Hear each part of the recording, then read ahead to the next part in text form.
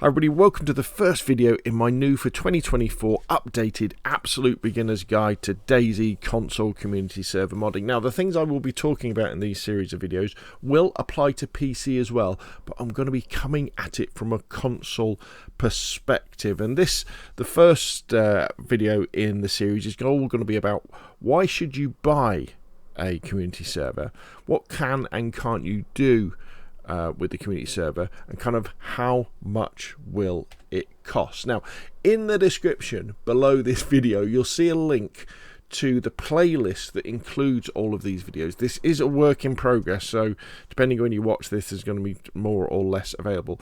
There should also be a link to the next video, and if it's a video that's further down the series, the previous video as well, so you can go through it. What I would say though is remember that DayZ, although it may be 10 years old, it is constantly evolving. So often the things that I talk about may change, and where that does happen I will try and make notes and say look, updated or old, and put links to new videos as well.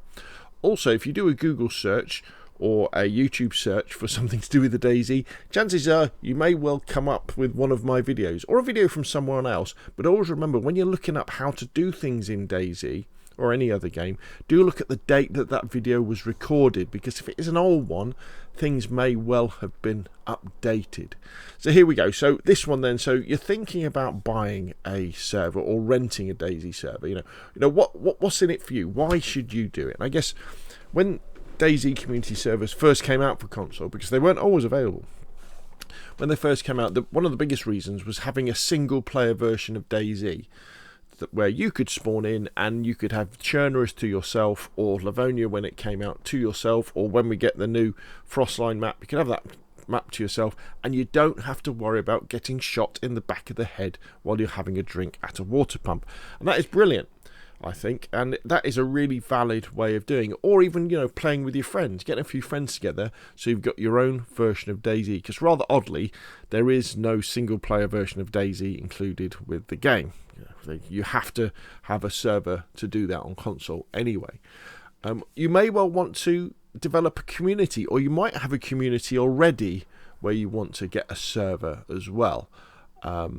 It gives you an environment where you can password protect your server, or actually we do it in a little bit more sophisticated way with a whitelist, so you don't need to constantly be entering password on console, which means that you know that as long as everybody obeys the rules of your particular server, you can have the experience that you want. One of the biggest reasons for us when we first got community servers, and one of the few things that we could do to start off with, was changing the length of night and day.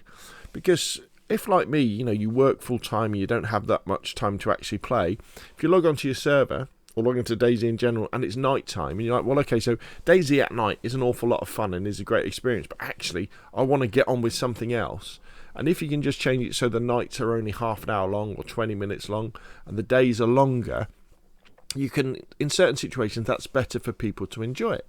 A massive reason, obviously, is you can have more or less loot, so you can make your server easier or harder to survive on.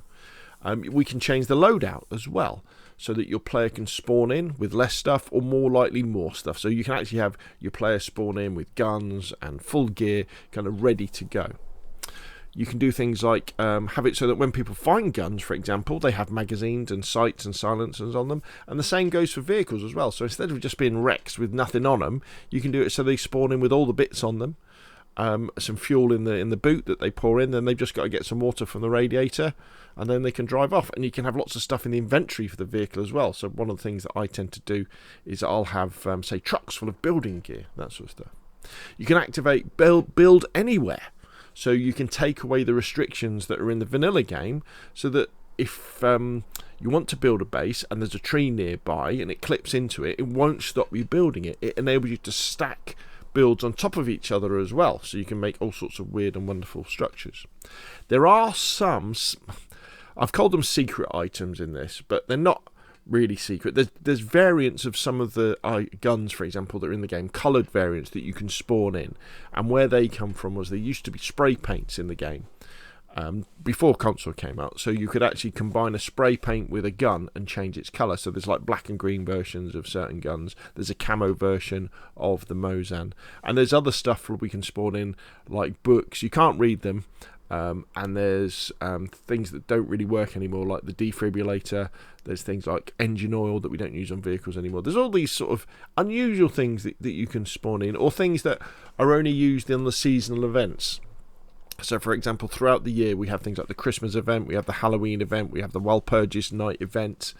I think they do Easter as well. And all of this, there's items associated with them that in vanilla DayZ, on the public servers, stuff only spawns in then. So, things like witches' hats, witches' noses, the Easter egg, Father Christmas suits, present boxes, all that sort of stuff. We can actually have custom structures as well, so you can spawn in, more buildings or more tents or whatever your imagination can come up with.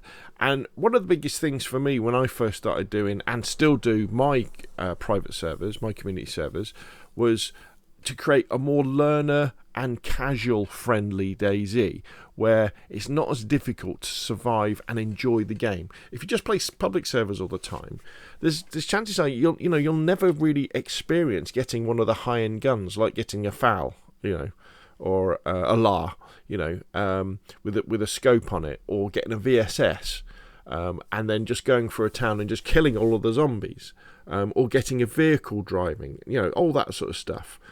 Because it takes so long, and you've got to be so lucky on a public server to get that stuff and not get killed and someone take it away from you, that if you've got your own community server, you can do that.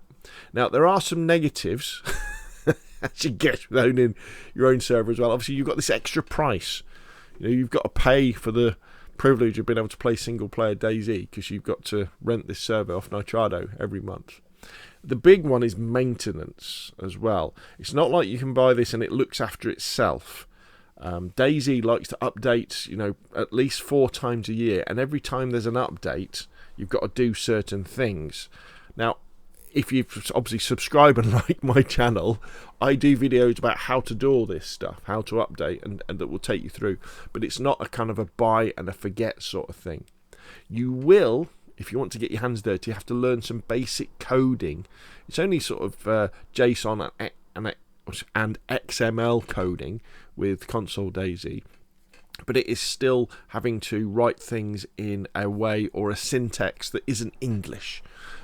It's no more real complicated than if you've ever had to go with BASIC on a computer, 10 print fart, 20 go to 10, that sort of stuff. But it's a little bit... You've got to be careful in terms of the syntax and the spelling in effect that you use. If you use custom files to have more loot, to make it easier for people to find things, you do have to update them with every update, because often they'll add stuff in. But again, I'll take you through that. You have things like server crashes that happen, so you've got to log in and restart your server every now and again. DayZ, the game itself, has bugs and glitches that can affect your server. And one of the things I would definitely warn people about, and I've called this community woes, and people always find a way to not get along with each other. So first thing, if you're buying a server in order to create a community, and you think, right, I'm going to make this server, I'm going to make it really cool with the changes that I put into place, so I'll have this full server full of people who will play it because of because it's my server and I've done these changes and it's a better version of DayZ. It's very, very difficult to get a community like that and attract people like that, because there are literally, you've probably seen them in the community server browser, thousands of servers, most of which are empty. So what should always be in your mind when you're thinking about doing a server is, I'm creating a version of DayZ that I want to play and my friends will like to play with me. Okay, don't do it on the hope that you're going to attract complete strangers, because that's a very difficult thing to do. Let's say you do attract complete strangers, though, who maybe become friends and they start playing the same server. They will have problems with each other, even if you have rules. Because, as I say, people always find a way to not get along and annoy each other and steal stuff from each other or kill each other when they shouldn't do, whether it might be an accident or not. And overall as well, is if you do get involved in that community side server ownership.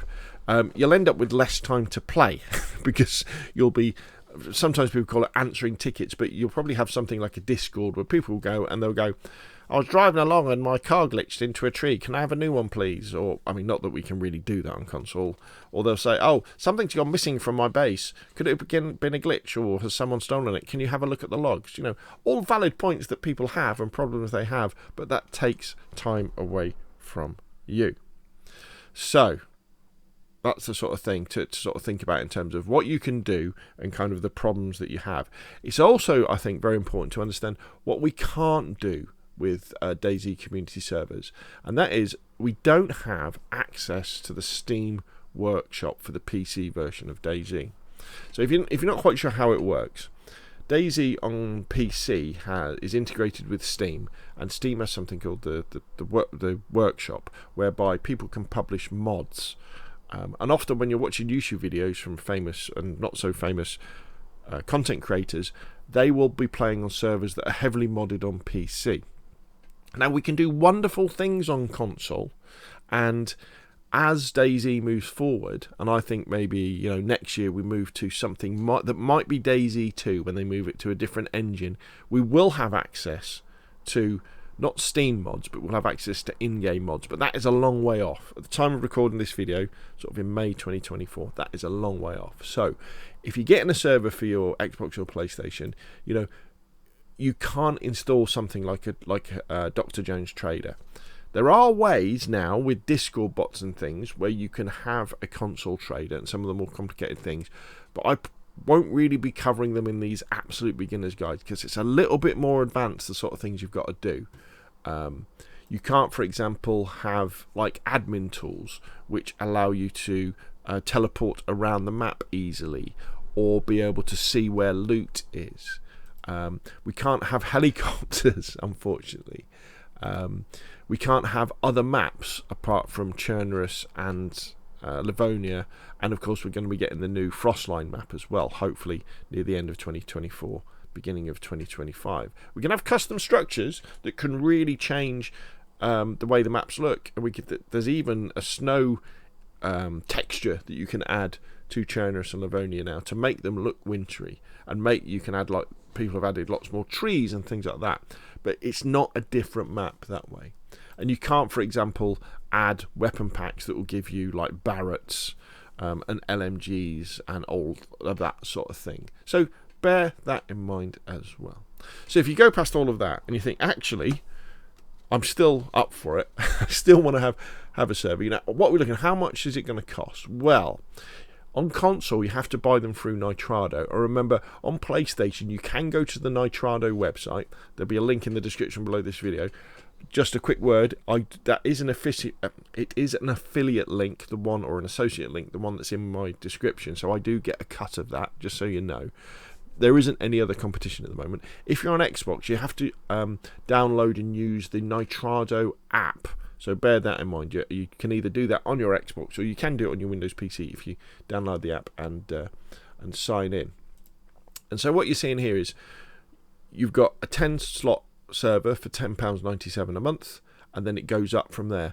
Highly, highly, highly recommend, even if you think you're going to be able to attract sort of 30, 40, 50 people to your server, or even if you've got, say, a Discord with 100 people in it, start off with a 10-slot server just to get used to starting the server, installing the mods that you want to do, and you'll be surprised the fact that you may well have 100 people, say, who want to play on the server, but they don't all play it on at the same time.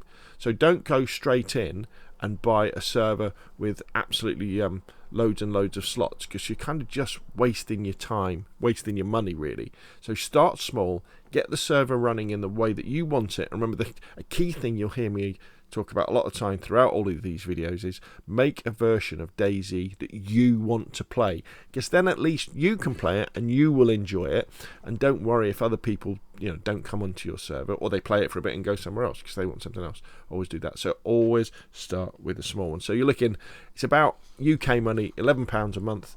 What's that? It's probably about $15 US, and obviously you'd have to change that for your local currency. Is it worth it? I mean, if you've got a few friends who can play as well, so you've got 4 or 5 people, and they'll drop you a couple of bucks a month, then all of a sudden it is. Obviously, if it's just for you and it's single player, you know, £100 a year to do this, maybe do it for a little bit, especially if you're a new player, just to get used to DayZ. And then you could go to community, the public servers or other people's community servers and move on that way. For me, I really enjoy having community servers, and I do have a community that use my PvE ones. So there we go. So there we go, that's the first updated video for 2024 done. I've got about another 30 to do. Again, in the description below this video, you'll find a link to the next video, and you'll find a link to the playlist with all of these updated videos in. Thank you very, very much for watching. If you've enjoyed the video, hit like. If you want to see more of the same, press subscribe, and I will, of course, see you again soon.